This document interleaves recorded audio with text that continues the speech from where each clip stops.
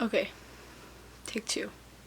I think it's going. Okay, so these are some labor tips that worked for me, and hopefully they can help you. Yeah, so hopefully this works this time. This recording works. So, I had a baby 8 months ago almost, and my labor was really good. Obviously, labor is really hard. That's how it's supposed to be. But it was really smooth. I was able to do it without an epidural, which I hoped for, but I wasn't opposed to getting one. And so I was really happy about that. But then again, my experience was really good, and I have lots of friends who didn't have a similar experience, and things went wrong, or their doctor wasn't as helpful, or whatever. So I'll just tell you my experience, and then hopefully it'll help you with yours. So before you are going into labor, when it's getting closer to time, I made sure I had everything packed, but honestly, it wasn't, I could have packed it, like I would have easily known that I was going to go into labor, because I started having contractions before, about 2 days before I actually had my baby girl. But when I first started getting real contractions, or, I mean, maybe it was Braxton Hicks, when I started to feel contractions that would sort of keep me up, I got really excited, and I thought it was going to be time, so I stayed up, and what did I do? I was just playing music, singing. That sounds so weird. My husband was sleeping, and I was over here in my son's room, who was at his mom's house at the time, and I was just singing to myself and playing music to the baby, and I was just so excited, and I didn't give birth till Saturday in the middle of the night, or Saturday, yeah, Friday night, early morning Saturday, I guess. My recommendation is to drink lots of water then, eat, sleep, just sleep really, because I was so tired by the time it came to push. I was so exhausted. Even though the contractions were so intense, I was falling asleep in between contractions because it was just, I was exhausted. Also, once you start getting contractions, you probably are going to be going into labor. You might not be, but wait as long as you can to go to the hospital, because that was my plan originally, and I had some blood, and at the time I had some blood before I really went into labor, and I was reading something in What to Expect When You're Expecting, and said something about blood, so I got all freaked out. I called the hospital, should I come in, and they of course told me I should, because they don't want to be in trouble, they want to be safe. So it was really like the slightest amount of blood, and it wasn't a big deal at all. And when I did end up going in, I was only at 3 centimeters dilated, and they kept me for an hour to see if I would dilate more, but I didn't. So then I just went about my day normally. But yeah, besides going in because of that blood, I just recommend you really stay at home as long as possible. I mean, unless something's wrong, or I guess if your water breaks, they say to go in, but even so, I don't know. Personally, I would still wait an hour or two before going in, depending on the intensity of the contractions, because I didn't start really contracting till so I went in early morning on Thursday, or went early morning on Friday, and then 4 in the morning on Friday, and then it wasn't till 4 in the afternoon on Friday that I really started having real contractions where I needed to go to the hospital, or I was ready to go to the hospital. I hope this isn't all super confusing. So anyways, so I would recommend staying at home as long as possible, because once you get to the hospital, you can't really do anything.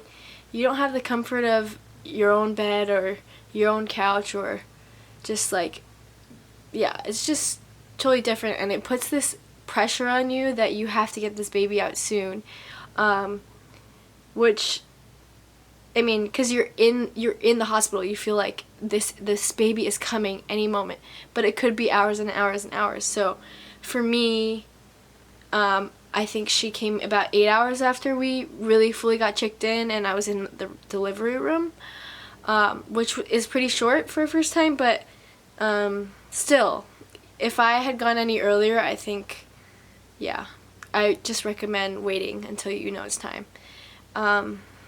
You know, unless you have any sort of like, what's it called? High risk pregnancy or something. So for early labor, is that what it's called? When you are starting to have your intense contractions, the thing that helped me the most was breathing and low moans. So making sure that I breathe through my contractions. So the pain, it starts coming up, and so one of the people that I learned from, it starts coming up and it hits a threshold of pain, and then it starts coming down. So it's kind of like a wave. So if you can just breathe through the hard part, then your contraction is going to peak and it's going to come down, and you're going to have a break. That's what your body does. It naturally gives you a break between contractions so that you can handle it and you can breathe through it. It's not just intense pain the whole time. Although I've heard that sometimes people do have that if they get Pitocin. And I did get Pitocin, but I think I was so far into my contractions when I got it that I didn't notice any difference from my regular contractions. So anyways, so breathe through your contractions.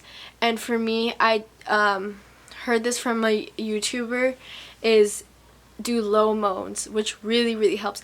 And it helps you to keep your body relaxed. Because when you tense up, when you make like high-pitched noises or scream or shout, you tense your body up, and that's the last thing you want your body to do when you're trying to have a baby. You want everything to be loose and relaxed. So if you do low moans, you breathe in, and it sounds really weird and it's kind of awkward, but I honestly, when I was in the car by myself, practiced doing low moans so I wouldn't feel uncomfortable doing it.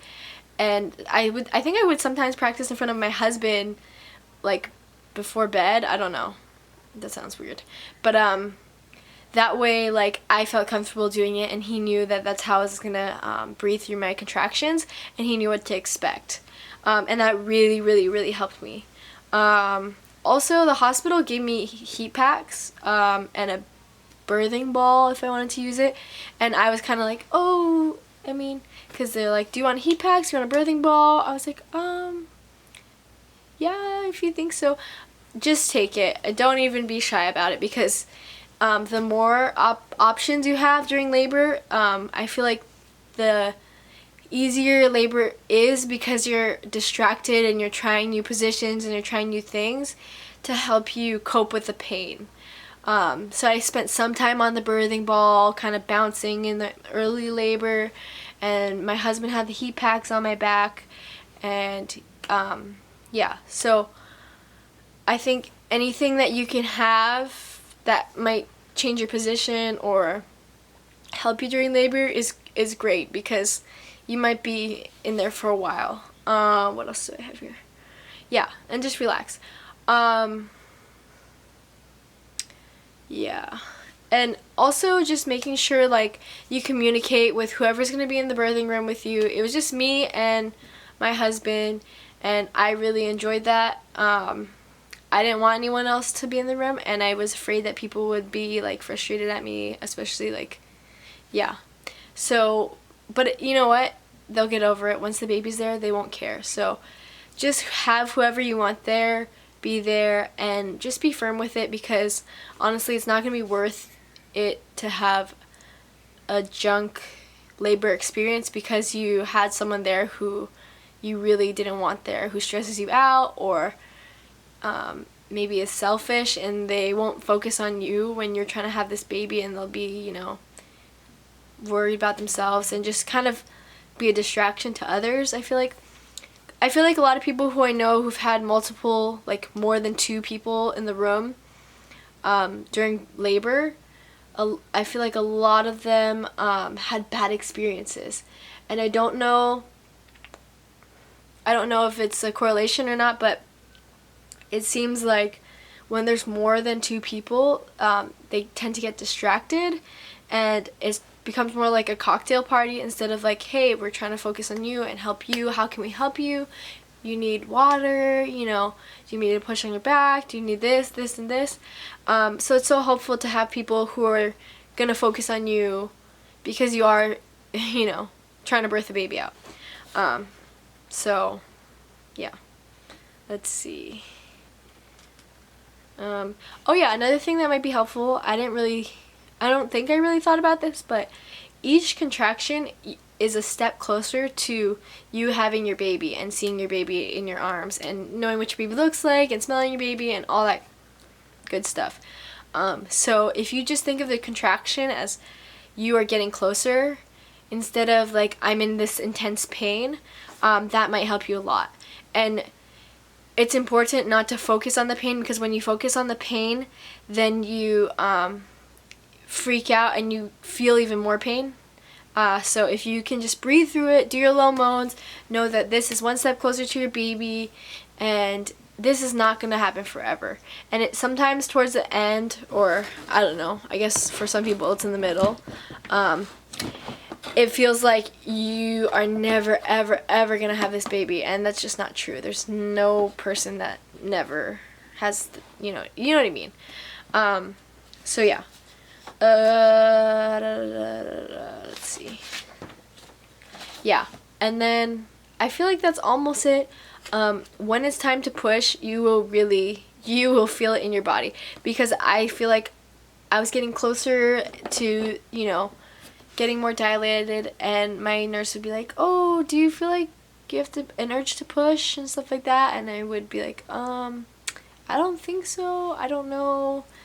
And you will definitely know when it's time to push. Your body will be making you push, because I wasn't I wasn't dilating, but my body wanted to push, so I felt the urge to push, and my nurse was trying to convince me not to push. She was like, don't push, don't push, don't push, because I wasn't fully dilated yet, and she didn't want me to waste all my energy. But I was convulsing on the bed trying not to push, so I just ended up pushing anyways. And honestly, if you're scared of pushing, don't be scared of pushing, because it feels so good to be pushing, honestly. Like the contractions are so intense that when you push, it's like counter pressure. It's like relieving the pain. So yeah, honestly, don't be scared to push. Okay, as for birthing the baby, I didn't tear at all, and I don't know if that's because I don't know why, but I didn't have epidural, and I've heard that sometimes if you have the epidural, you will tear because you can't feel it, so you're pushing so hard and you just. But when you can feel it more so, feel like the pain of it, I've heard that you go a little bit easier. I think you ease your body into pushing the whole baby out without ripping as much, I guess. Yeah. And I've also heard, I don't know if people still do that, but if you get a episiotomy, when they cut you, I've heard you tear more, because if you think about when you rip a t-shirt, it kind of, there's still some, what's it called? When you rip a t-shirt, it doesn't rip like paper. It doesn't rip like paper. But if you cut a t-shirt and then you rip it, it rips super easily. So, that's what I heard, if you get an episiotomy, you might tear more easily. So if you can try to wait and not get cut, it might help you not tear as much and heal faster and all that jazz. So that's just all I've heard. I don't know. I haven't got one, and I hope I don't ever get one. And what else? I feel like I was thinking of something. Yeah. Yeah, I feel like there was something I'm forgetting, but I could be wrong. You're gonna do great. Your body was made to do this, and labor will not be forever. I was getting really discouraged by the time, because my water didn't break, and I was at a 7, and then I dilated to 8. I was at 7 centimeters when I went in the second time, and I dilated to 8 really quickly, and then I was stuck at 8 for like 4.5 hours, and finally they're like, okay, we're gonna break your water. And then I still didn't dilate to 10 after, I don't even know how long, after a couple hours, and they decided to put me on Pitocin. And I don't know, I didn't feel any effect of it. Like, I felt fine.